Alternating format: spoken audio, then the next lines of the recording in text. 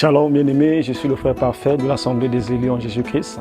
Dans ces rubriques de ce que je retiens de la parole, je vais encore vous partager la richesse de ce qu'on a reçu ce matin. Nous sommes en train de parler sur pourquoi l'Église s'assemble-t-elle. Et nous avons encore été bénis de ce thème parce que j'ai encore compris que nous avons Christ en nous. Et Christ en nous, c'est une sémence qui doit croître. Depuis que tu as reçu Christ, qu'est-ce qui a changé dans ta vie? En réalité, un enfant de Dieu qui reçoit Christ, il reçoit une sémence. Et cette sémence doit manifester en nous des fruits.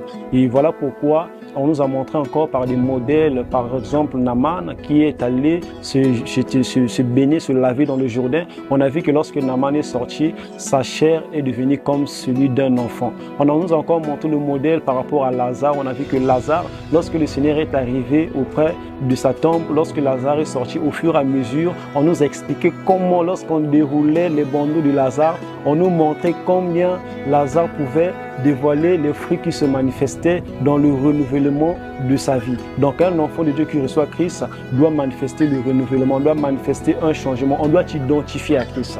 Donc voilà pourquoi, bien-aimé, je viens te partager ce résumé afin que tu puisses te poser des questions.